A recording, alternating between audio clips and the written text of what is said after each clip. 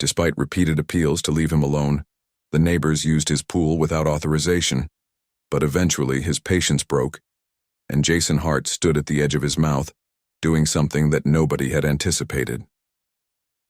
Fresh backyard looking, out over the glistening pool in front of him.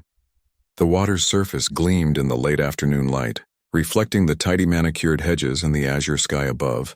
This was his haven, his well-deserved retreat after years for Jason. It was more than simply a backyard, due to his relentless labor and emotional struggles. Was the realization of a goal he had cultivated for years and had at last made come true after Jason had dedicated himself to his job as a civil engineer after his divorce 3 years before. Urban infrastructure-focused engineer, he put up lengthy hours overseeing intricate demonstrates how his professional demands left little time for personal life. But that was something he was prepared to give up when he received his promotion earlier. Jason wanted to treat himself that year. So he sold his cramped, purchased a large single-story home on a peaceful cul-de-sac in the suburbs after leaving an apartment in the city. The property featured everything he could possibly desire, including a huge living area and a contemporary kitchen with stainless steel equipment, with towering ceilings and, above all, a garden with a perfect. The pool, which served as a haven of peace, had been the decisive element, where he could go, away from the rigors of his work and the persistent loneliness that came with being a human. Here by himself, he pictured spending leisurely weekends reading a book and enjoying the refreshing water. It seemed perfect to invite him to swim any time he wanted, to relax with the neighbors. When he initially arrived, the peaceful streets with their well-maintained houses gave off the real estate agent had highlighted the community's inviting vibe, was talking about holiday festivities, block parties, and a feeling of friendship amongst the locals. Although Jason wasn't really eager to take on the role of, he valued the notion of being in a community where everyone valued one another's. The most important thing he desired was space, both mental and physical. The day Jason moved in, he was able to start over on his own terms. His neighbors were kind, and the Watsons, an older couple across the street, waved from. He was served cookies by a young couple with a baby on their doorstep as the moving truck arrived on his right. Welcome present, but the family's next introduction was the most unforgettable. The Marshalls were difficult too. The father, Miss Charles Chuck Marshall, had a big, broad-shouldered build and his wife Melissa's loud voice and effortless grin gave off the type of polished. She seemed like the ideal host for any neighborhood because of her warmth. 3 kids, a younger daughter, and twins in their teens gathered, and lingered. Chuck firmly grasped Jason's hand and said, "Welcome to the neighborhood." Man, Chuck grinned broadly and firmly. "You've got yourself a fantastic. This pool is going to be a big hit, and my kids are already envious." Jason laughed courteously, not knowing how to react since he wasn't used to being so direct, but it's a pleasant location and he is looking forward to settling in. "Thank you for the gift," Melissa said. "Don't hesitate to ask if you need anything. We've lived in this wonderful community for years, and it's just next door." Jason expressed gratitude and excused himself, ready to return to the Marshalls' unloading. Appeared pleasant enough, but their enthusiasm was a little too much for someone who appreciated solitude as much as Jason did. But Hare minded himself that living in a community required some kind of connection, and he made the decision to continue a kind but aloof correspondence with his new neighbors during the first weeks in the Jason spent his nights sitting near the home, which was all he had dreamed of. Pool, the submerged light's gentle glow, resulting in a peaceful, on the weekends, ambiance. Took naps in the patio's shade and swam laps in the morning. Afternoon, he felt calm for the first time in years. He also observed the cadence of the Watsons across the street hosted their grandkids in the neighborhood. Every Sunday, the young couple's laughter reverberates through the cul-de-sacs. Often went for early jogs with their infants snuggled in. In contrast, the Marshalls were the most visible and active group on the street. Chuck's loud chuckle could be heard throughout the twins' basketball games and his backyard parties. Jason initially didn't mind the frequent overhanging of the barrier. Although it was louder than he liked, Marshall's intensity remained contained in their own yard and didn't interfere with his tranquility. But one Saturday when Jason came home after a run, He saw an odd gathering of youngsters swimming about, none of whom he knew. He froze in his tracks in his pool, his astonishment turning to annoyance. Had just been there for a month when someone decided to use his land without permission. He saw the Marshall twins among the throng laughing and jumping into the water as he approached the backyard with permission. When Jason cleared his throat loudly, the youngsters stopped laughing and turned as if they owned the space, facing him, asking in a calm but forceful tone, "What's going on here?" Twins and a curly-haired boy shrugged. "We were just swimming in your fantastic pool." "It's also private," Jason said. "I don't remember granting anyone permission to be here, the property." Gang muttered their regrets, snatched up their towels, and ran out of the yard, vanishing through the... Jason was confused and frustrated by the side gate. He hadn't anticipated this type of crossing lines in a community that had looked so kind when he visited that night. Chuck unlocked the door and poured a drink at the Marshall's residence to resolve the matter. Hand welcomed Jason with his typical, cheerful expression when Jason described what happened. Chuck responded, "Teenagers," nodding and grinning without faltering. "I'll speak to them about it, but they don't always consider things." Jason wanted to trust him, but there was a concern that it wouldn't happen again. Chuck's carefree demeanor bothered him, but he chose to overlook it for now when he lay in bed that night. He trusted that the talk would be sufficient to establish limits. Jason kept feeling as he stared at the ceiling that this was only the start of something bigger.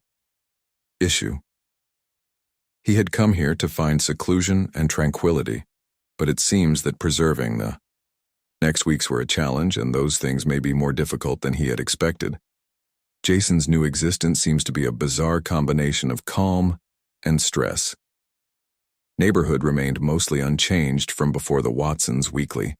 Jason loved family meals, while the joggers continued their early morning workouts. Calm afternoons by the pool after work, yet a persistent sense of worry crept into the... He had a sneaking suspicion that his personal space wasn't nearly as secure. The problem of the teens, utilizing his pool, persisted like a tenacious blot on his mind.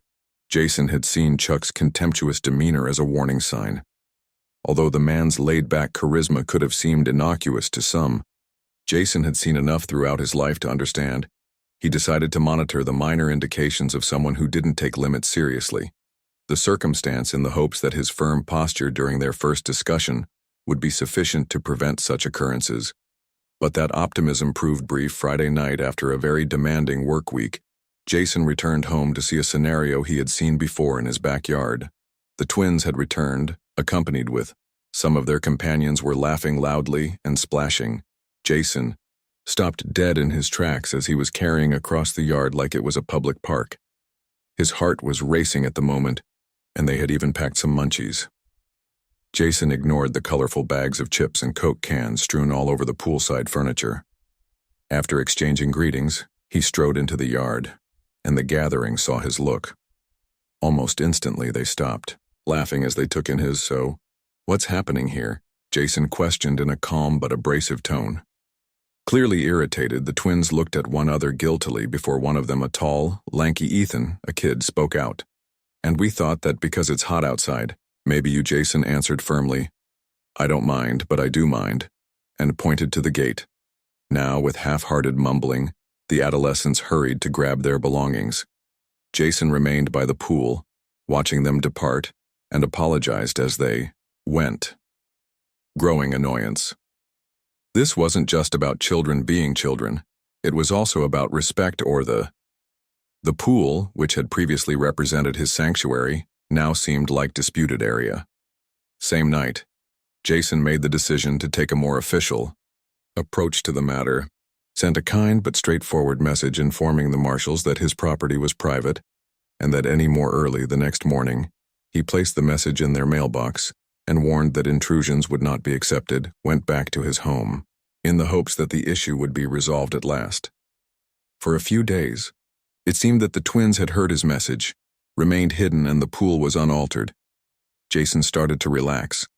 Perceiving that the matter had been settled, he even contemplated Ed presenting himself to a few more neighbors in an effort to build a courteous yet pleasant connections. But after that, Jason spent the morning at the Saturday afternoon cookout, doing errands, and he was met with the distinct sound of music and laughing when he got home at noon. As he parked and made his way to the side gate, he felt sick to his stomach from the smell coming from his backyard. Looking through the slap, he saw Chuck, Melissa, their children, and at least a dozen others in the middle of a full-fledged event. As like they owned the area, others were enjoying cocktails and cooking burgers by the pool. Jason's first. He drew a big breath in shock, wondering how anybody could have thought this was okay. The scene briefly stopped as he steadied his breathing before opening the gate and entering the yard, turned to face Chuck, who was standing by. The grill with a pair of tongs, said, "Hey Jason, I hope you don't mind," with a big grin and no fuss. We decided to make the most of this lovely day, and Jason clenched his teeth, saying, "Your pool is too nice not to share." "This is my property, Chuck," he said cautiously. "You can't just show up here." Chuck chuckled at the annoying sound of people acting like it was theirs in the middle of a throng, opposing Jason's nerves. "But come on, we're neighbors. So there's no harm, no foul."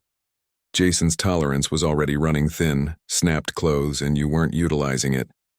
"You must leave all of you alone. That isn't the point. This is my house and my place." Guests started chatting uneasily, with some of them exchanging uncomfortable looks with Chuck. His grin wavered just a little, but he responded, all right, lifting his. It took them another 15 minutes to really go, so don't get fired up. Hands in fake submission, Jason stood quietly at the gate with his arms folded, demonstrating that he didn't move until the yard was finally empty after the last of the guests had left. He looked at the aftermath, which included a half-eaten plate, moist towels, and strewn rubbish. When Jason was cleaning up that evening, there was food on one of his lights chairs. The mess. A profound feeling of disappointment descended over him. Went here in search of solitude, tranquility, and the opportunity to create a life that was really his own. But after only 1 month, he was already engaged in combat to protect his limits against neighbors who didn't appear to recognize them as the sun set and the yard became still. Jason sat by the pool's side and gazed into its serene ripple surface for the first time. At one point it seemed more like a battlefield than a haven, and he couldn't get the apprehension that the worst was yet to come in the days after the cookout were silent. But Jason didn't feel at ease since the marshals seemed to take his demand to go as a short-term setback instead of a final. Actually, the quiet was more like to a respite before the next unrest. Waiting time during which Chuck, who had previously welcomed him, started to exhibit tiny behavioral changes that Jason noticed when they met. They used to wave cheerfully, but now they simply gave a tight-lipped nod. Even Melissa, who is always vivacious, avoided making eye contact with the twins. Happy was colder in random interactions, and Jason wasn't sure whether he should either, relieved or worried as the lack of more incursions was Annie's change. Yet the marshal's aloofness suggested something unsaid, as if they were, as Jason stealthily regrouped for another assault. His instincts warned him to be vigilant, and he was quickly shown to be correct when the subsequent occurrence happened on a windy Saturday morning. Jason had mowed and pruned his lawn for the first part of the day. He took a seat on the hedges surrounding his garden and drank a glass of iced tea, his porch to take in the tranquil buzz of the neighborhood and the results of his efforts. Was a lawnmower rumbling in the distance, accompanied by calming birds singing. There was the sound of kids playing nearby, and for a little moment Jason felt comfortable. The sound of splashing broke that moment, and Jason froze. As the glass was tightened, the distinct sound of individuals diving into the water could be heard. He turned, his stomach sinking as he heard laughter erupting from his pool. His head toward the direction of the disturbance, and sure enough, a bunch of youngsters had returned, but they weren't. This time, the Marshall twins alone had brought a lot more people, and we all seemed to be enjoying an unplanned pool party as loud music played from an unstable portable speaker on one of Jason's patios. Jason stood his chest hard in the seats, feeling both frustrated and amazement that this was a clear error rather than a minor oversight or miscommunication. He strolled toward the pool, his shadow lengthening, showing little concern for his property. When the youngsters turned to face him across the river, Jason questioned in a firm voice, "What do you think you're doing?" but solid, and the group looked at each other anxiously before one of the twins, Ethan, spoke up, saying in a tone that was half sorry and half cool with it. Jason is a defensive pool guy whose patience had run out. "It's my pool," stated scathingly, "and I've made it plain that you can't use it without my consent. Please go immediately." The group briefly paused as if they were considering whether to protest, but Jason's unflinching face left with little opportunity. For compromise, they clambered out of the water, grabbed their towels, and muttered to themselves, "Possessions." The speaker crackled loudly as someone quickly turned it off and filed out the side. "He's such a buzzkill," Jason overheard Ethan murmuring to one of his pals. Although Jason chose to disregard the remark, it hurt more than he wanted to acknowledge when once again, the yard was deserted, and Jason stood by the pool, gazing at the rippling water. Once a place of pride and comfort, his sanctuary became soiled once he left. Despite his attempts to flee the mayhem, it seems to have followed him to the marshals. Persistent intrusions were an assault on the life he had laboriously built, not merely a nuisance. Jason thought about how to handle the matter for the remainder of the day. Thought about contacting the marshals personally, but Chuck's prior conversations had shown the man's unwillingness to take Jason's worries seriously. The notion of engaging the Jason considered authorities, but he was hesitant since he was a black guy in A. He was well aware of how such circumstances may occur in a mostly white community. May get out of hand. The last thing he wanted was to be known as the problematic neighbor. Or even worse, he ended himself in a heated argument that got out of hand, so Jason he started recording every incident in a log, noting the date. He also put in a little security camera to record the time and specifics of what had happened. On his home's corner, subtly facing the backyard of the marshals, persisted in testing his limits. He sought proof to support his asserts that Jason came home the next weekend after yet another escalation, back the supermarket to see Chuck and his pals relaxing by the pool with beer in hand. They had brought the fragrance of sizzling meat filled Jason's patio as they flipped burgers on their portable grill, as if it were a public park. Combined with the chlorine smell to create a strange joie. Jason's palms curled into fists as he walked toward the group. Chuck gave him a disarming smile that he had used when they first met. "Hey Jason, I hope you don't." Thinking, we reasoned that we would amuse the children while we watched the game. "I do mind, Chuck," Jason said icily. "I've told you before that this is my property." Chuck's smile never wavered. "You can't simply come here whenever you feel like it." However, his tone was a little sharp when he said, "Calm down, man, we're just neighbors." Jason took a long breath, forcing himself to hang out without any hurt or unpleasant smell. He should remain composed. "This is not a point of contention. You and your friends must now." As the group exchanged, the tension was evident. After a few looks, Chuck lifted his hands and gave a false surrender. "They took over 30 minutes to pack, so we'll clear out without creating a disturbance." Jason was left with a yard littered with crumpled empty bottles as they packed up and went.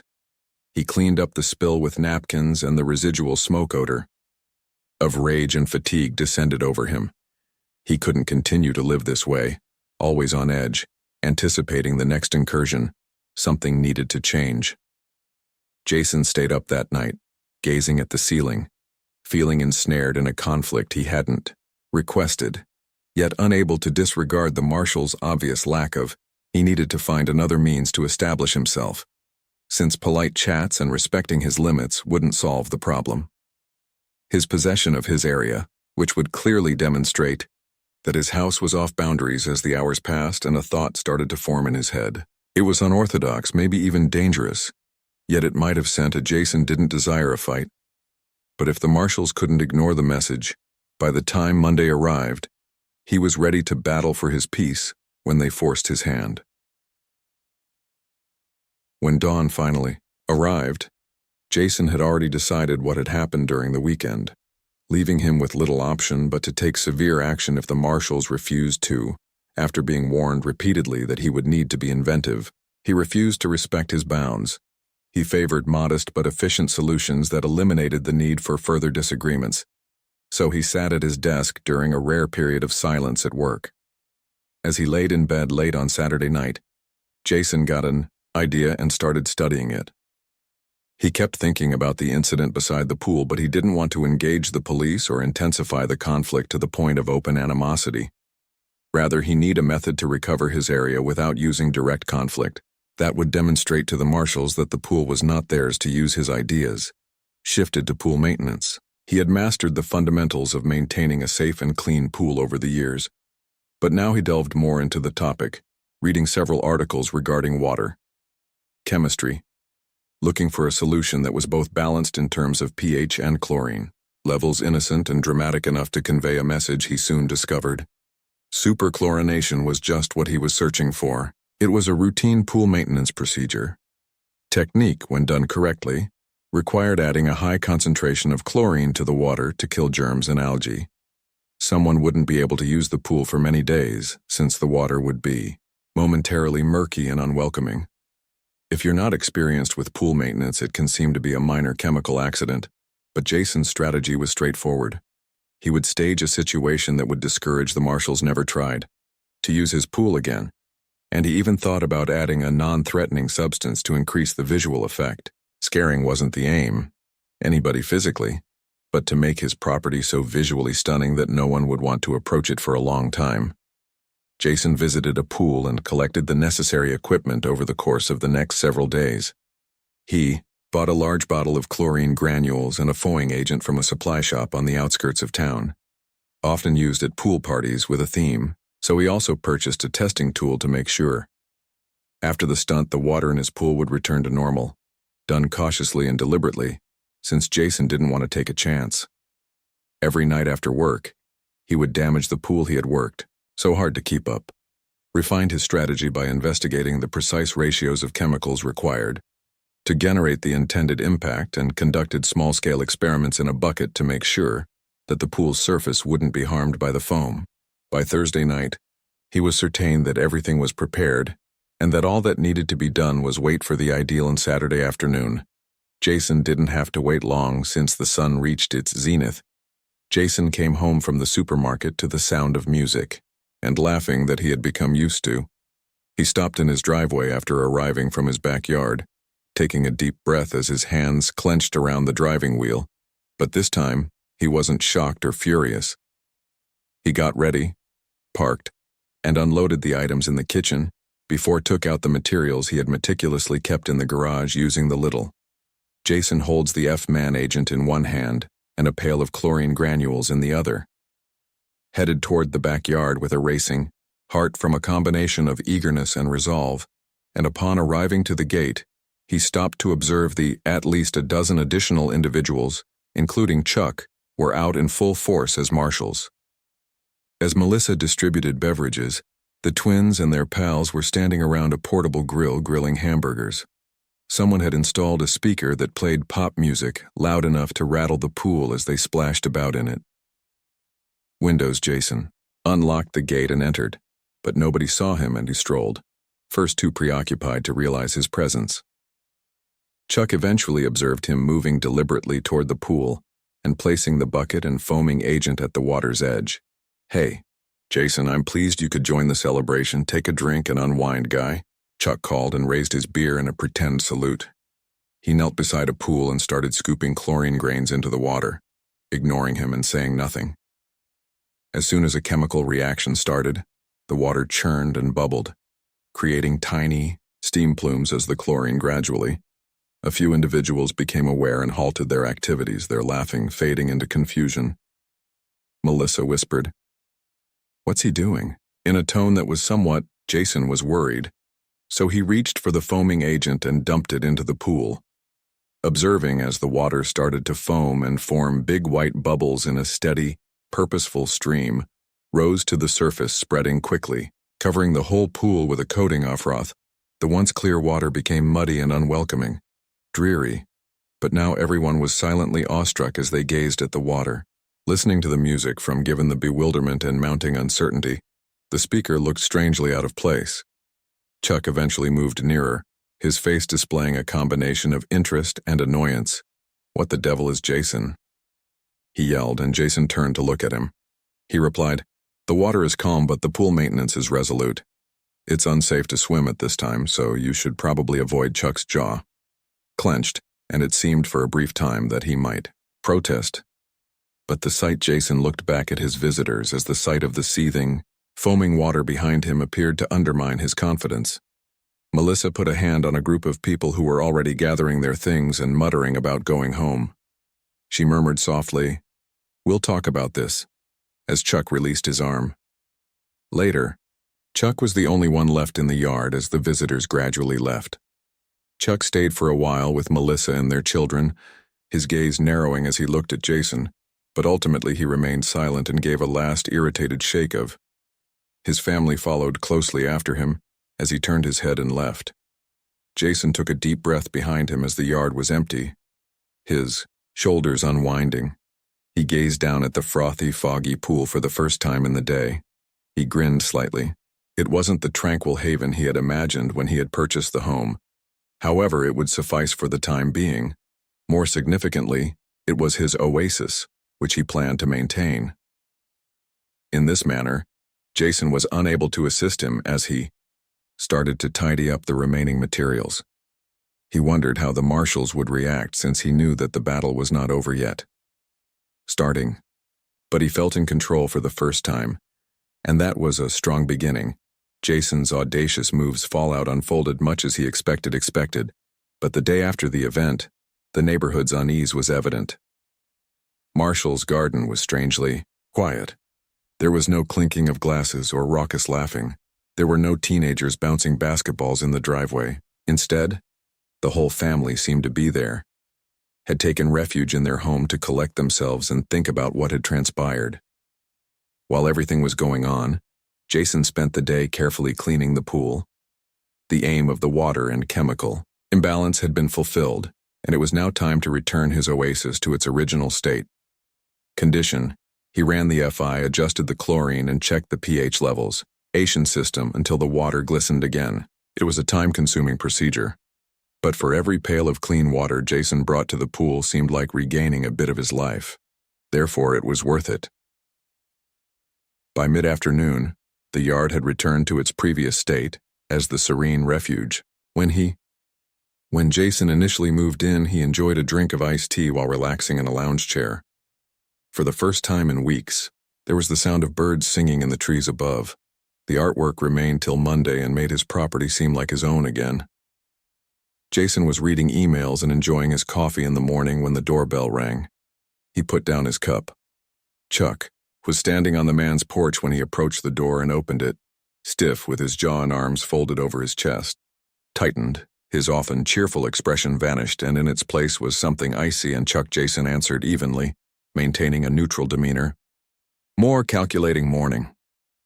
Chuck's tone told Kurt that he needed to speak to you about what you done to the pool. Jason lifted an eyebrow while casually resting on the doorframe, wondering what I had done to my... "Don't play tricks on me, Jason." "You mean?" Chuck's nostrils flared. "My weekend was destroyed by the charade you did, and everyone who came over thought your pools are a poisonous hazard." Jason resisted the temptation to chuck, "If you had a bad weekend, maybe it was because you were. I've already informed you that the pool is off limits to trespassers on my property." But Chuck moved closer, his voice dropping to a snarl. "But you didn't listen. Must go that far? Because for heaven's sake, we are neighbors. This is meant to be Jason's patience was running low, so he made amends by meeting Chuck's. I've tried talking to Chuck, but it's part of the community to look at someone without flinching and respect their property. I requested nicely, yet you disregarded everything I said. If you don't want the repercussions, maybe you should consider." Chuck opened his lips twice before entering someone else's yard without permission. Reply, but paused as if cognizant that he would not prevail. Argument? He stepped back and shook his head. "Okay, you've got your point."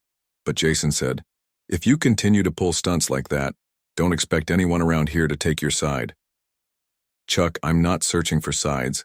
I'm seeking for peace, that's all."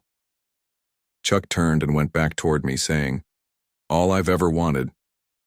Jason watched him leave his home with a mixture of relief and fatigue. His chest, the discussion had proceeded about as he had anticipated.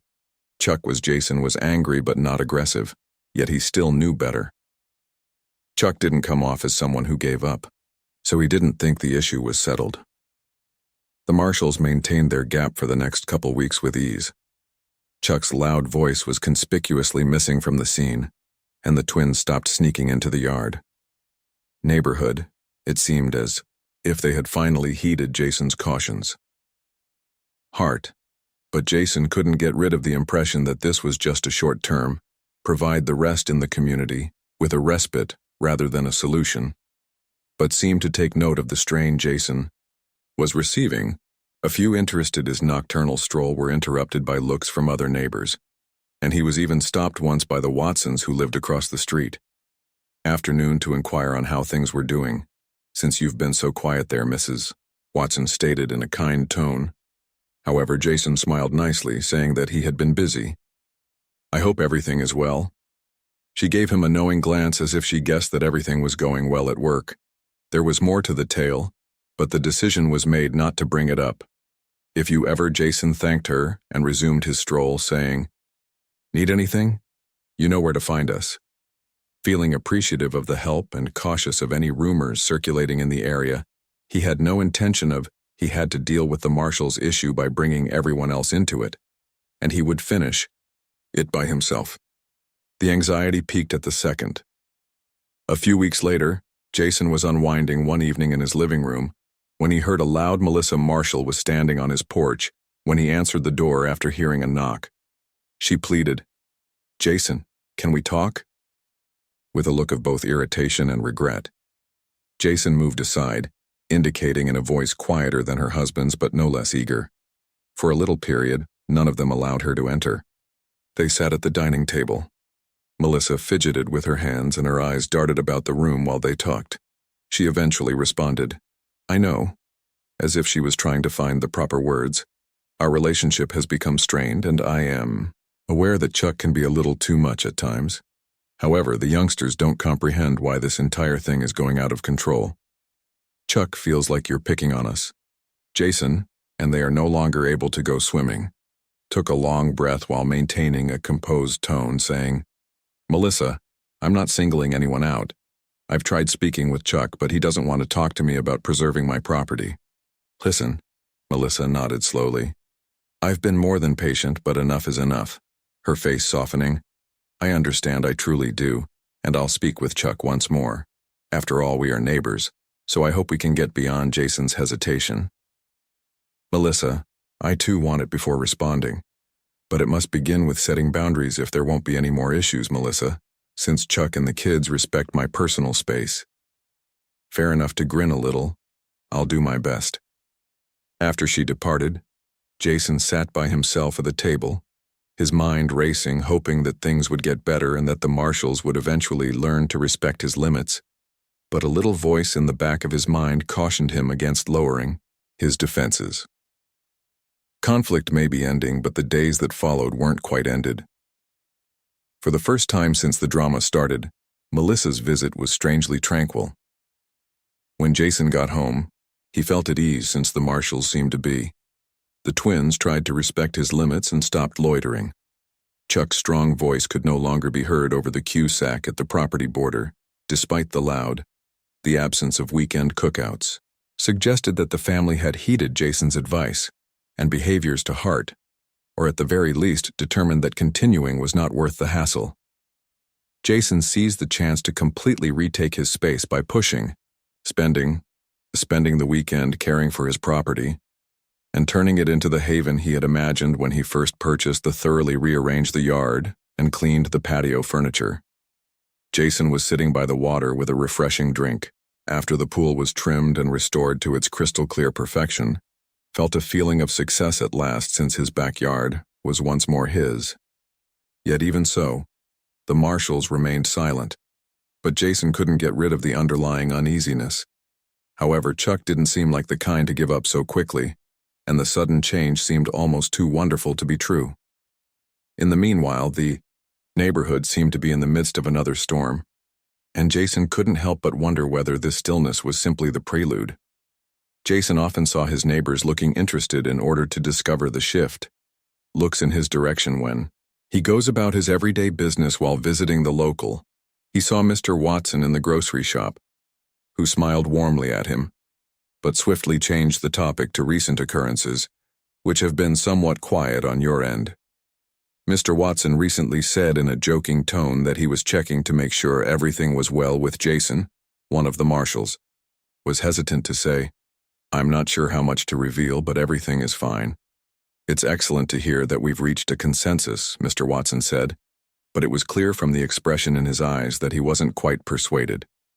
Chuck can be a little obstinate, however, he's not a nasty man. Just take your time and learn how to handle him. Jason feigned a grin and a courteous nod before shifting the topic since he had no interest in spreading local rumors, but the discussion gave him a persistent feeling that his feud with the inhabitants were talking about marshals that night. So Jason sat on his as the sun sank below the horizon. He was on the patio, gazing at the pool. Given all that had happened in the previous weeks, his initial enthusiasm about relocating to the neighborhood, his growing annoyance with the marshals, and the extreme steps he had taken to safeguard his, even if he didn't feel bad about what he had done, he couldn't deny the cost of the war, had adopted him, and what ought to have been a tranquil new phase of his existence had become a struggle for control, leaving him exhausted and cautious After a few weeks, the neighborhood's anxiety started to subside, and the marshals stayed, apart but friendly, nodding or waving courteously when their paths crossed. Jason carried on with his routine, savoring the peace and re-establishing his feeling of normalcy, but the event had altered him, and he was now more cautious.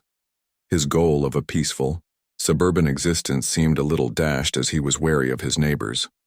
One Saturday morning, the reality of negotiating intricate social relations blunted its edges as Jason, while enjoying his coffee on the terrace, he became aware that Chuck was standing in his own backyard by himself, staring at the fence dividing their properties. He came up to the fence and his throat cleared. Catching Jason's, Chuck phoned, but his voice lacked its typical bluster. "Take a moment." After a moment of hesitation, Jason put down his coffee and walked to the fence. "What's up, Chuck?" he said. Rubbing the back of his neck had an unusually sheepish appearance. "So I just wanted to mention that maybe we got off to a bad start, and I understand why you were a hassle." Jason studied and was unhappy. "I suppose I didn't understand how much the pool meant to you." To his amazement, Chuck's face was scrutinized for any indication of dishonesty, seemed sincere, and his typical arrogant smile gave way to a hesitant one. "You mentioned an attempt to set things right, and I'm grateful you said that." Jason gave a thoughtful response, saying, "I fought hard for this spot and I needed you to recognize that." Chuck nodded. "I do, and I'll let the youngsters know that no more uninvited pool parties in your yard, I promise. Promise." The tension between the two guys was briefly shown by their silence, eventually coming apart. But Jason wasn't prepared to put all of his confidence in Chuck. He might convey that this was a positive start. "Thank you," Jason responded at last. Chuck smiled slightly and said, "That means a lot." Before turning to return to his, Jason watched him leave the home with a wary sensation of relief. Although it wasn't a flawless conclusion, it was a beginning for the next several days later. Jason saw little shifts in the marshal's demeanor as the twins met. When they saw him, Melissa waved from her vehicle as she drew up, and they gave him courteous HS. Chuck even made a visit one afternoon while carrying a six-pack of beer out of the driveway. Despite the fact that they were not strictly friends, the hostility that had their connection, once defined, was gradually being supplanted by mutual regard. Jason gave himself permission to believe that the worst was finally over. For the first time, the silence that had evaded him for so long seemed genuine. He started to feel completely at home after moving in, and it had been a month since Jason and the neighborhood had reverted to its typical rhythm with Chuck's provisional ceasefire.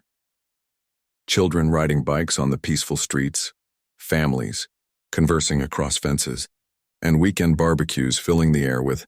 Jason found himself unwinding into the life he had imagined when he first moved in the smell of cooked meals.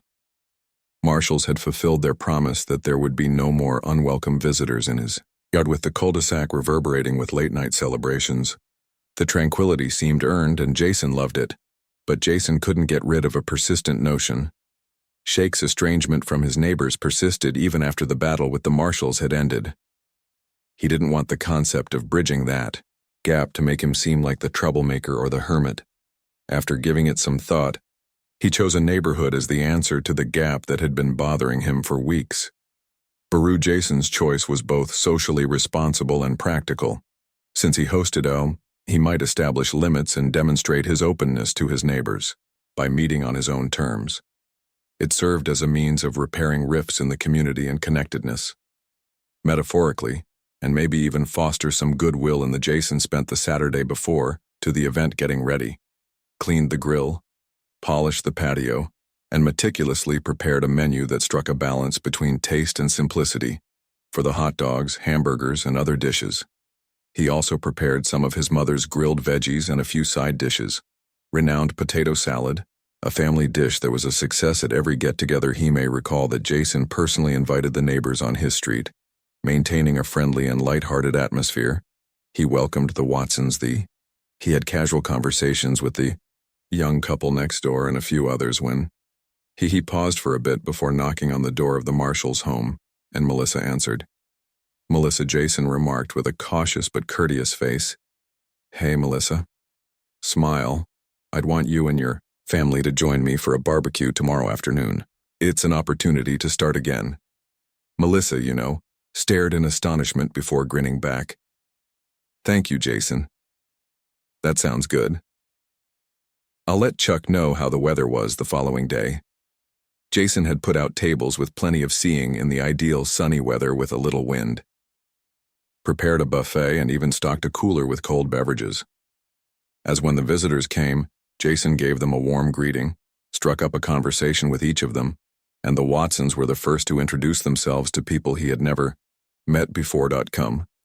Then the couple with the child, and finally, to Jason's astonishment, the Marshall's Chuck approached Jason with a bottle of wine and seemed reluctant. On the one hand, he expressed gratitude for the invitation, but his tone was strangely quiet. "I didn't think after everything you'd want us here." Jason brushed the statement away. "Chuck, it's all over now. Today we're going to start again." Melissa and the children trailed closely behind him as he nodded and his shoulders relaxed a little. Jason saw the twins behind them greeting each other politely, observing the garden, their faces displaying a mixture of longing and reserve as if they weren't quite. Jason grinned to himself, unsure of how to act now that the pool was off limits. As the day went on, they expressed gratitude for their newfound regard for his personal space. As the mood became more lively, the aroma of barbecued food filled the air. The atmosphere as neighbors conversed and giggled, their voices blending with the gentle tea of the Marshalls. To Jason's amazement, are playing music on his portable speaker. Chuck fit right in with the group and told tales of his undergraduate days. Melissa, an athlete, spoke to the Watsons about gardening, and the twins assisted as Jason watched the children as they set up a game of cornhole. Procedures to ensure that everyone was at ease, and that the limits he had so diligently set were maintained, intact, and he was relieved that everyone followed his unwritten rules. Everyone cleaned up after themselves when they strayed too near the pool, leaving the yard in the same spotless condition as when the day began later. As the sun started to set and the festivities started to wind down, Jason discovered Chuck and he were standing over the grill and they had hardly spoken words. Everyone seemed happy to let the occasion to act as a peaceful olive. Chuck, however, snapped the branch as the rest of the food was removed. "Look, Jason," he remarked in a low voice. "I know I've said it before, but I want to reiterate that I apologize for our behavior and our lack of respect for your area, and that was incorrect." Jason turned to face him and he was taken aback by the genuineness in Chuck's tone. "I'm pleased we've gotten over it, and I appreciate what Jason said." Chuck agreed. "I just hope we can keep things respectful from here on out." "Everest," he said. "We shall, I swear, for the first time since there." Jason sensed a genuine understanding between them when the fight started. It wasn't friendship yet, but it was a shock when the last of the visitors departed and the yard became silent. Jason watched the moonlight dance while standing near the pool. On the surface, he was quite happy with the barbecue's success as well as the conclusion that the trip hadn't been easy because he had taken charge of his life and his space. Simple, but it had taught him the need of establishing limits and the worth of defending himself. Jason felt completely at ease for the first time in months. His house was no longer only a residence. It served as his retreat, his haven, and a location where he could at last, in the weeks after the cookout. He came to terms with the fact that Jason, the occasion, was successful, not just in building goodwill among his neighbors, as well as in establishing the limits he had battled so hard to determine that the Marshalls, who had before caused annoyance and strife, had changed, becoming polite but still somewhat aloof neighbors. Chuck had fulfilled his promise, but Jason hadn't only one trespass on his land since the gathering, and the neighbors seems to notice the shift. Additionally, Jason saw kind faces and warm smiles throughout his nighttime strolls. Welcomes from those who had not looked at the Watsons before. The young couple next door even encouraged him to join them for a drink, and they would periodically beckon him over for a conversation on their porch. Jason didn't mind being invited on game night, but he was cautious to strike a balance between his desire for solitude after what he had gone through and his interactions. Yet, he wasn't willing to give up the tranquility he had at last. On one Saturday morning when Jason was enjoying his coffee beside the swimming pool, the Marshalls' laughing carried as they watched the twins play basketball in their driveway, across the yard, but it blended in rather than being grated on him as it had before. Against the backdrop of the suburban harmony he had been looking for since coming here, when the twins looked in his direction, Jason was surprised to wave back. It was a brief exchange, with a little grin pulling at the corners of his lips. However, when the weeks stretched into months, it seemed like progress. Jason discovered that he was getting into a routine. His work days were lengthy but satisfying, and he spent his nights relishing the peace and quiet of his house. The pool once again became his haven, a spot where he could sit and think or swim laps beneath the sky. The extent to which his relationship with the Marshalls had changed was, Melissa periodically dropped over with a tray of cookies or a new recipe, which was subtle but important. She believed that he may appreciate her genuine gestures, which were devoid of the artificial civility that had defined their. Chuck had also softened in their early encounters. While they weren't close, he often spoke briefly with Jason across the fence. Their exchanges were light, and Jason found a handwritten message on his porch one day when he returned home. Jason was asked by Chuck to attend a little cookout that the Marshalls were throwing that weekend, but he was hesitant. His thoughts flashed back to their previous arguments, but as he, upon reading the message, he understood that this was their opportunity to put an end to their difficult beginning and make a serious change. Jason showed up with a bottle of wine on the day of the cookout.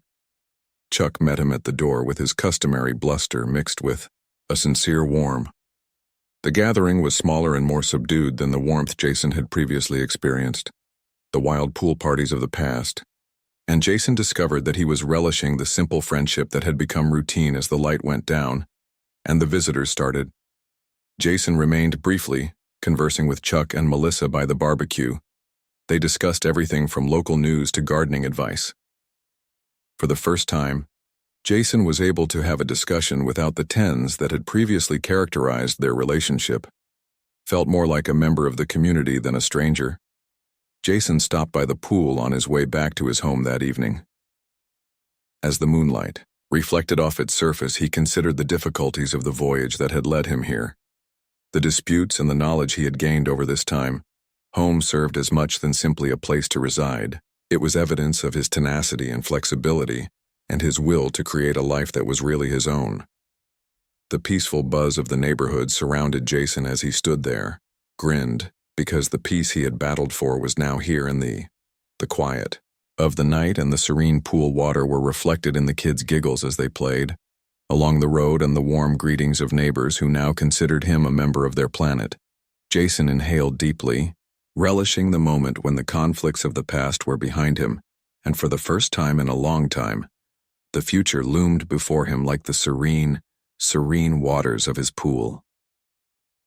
Jason felt completely at home throughout this period. Remember to subscribe to our channel for more amazing tales like this one. Watch this video, tell your loved ones, and leave a comment below. Check out the others you may have missed, and stay tuned for our next video. See you soon.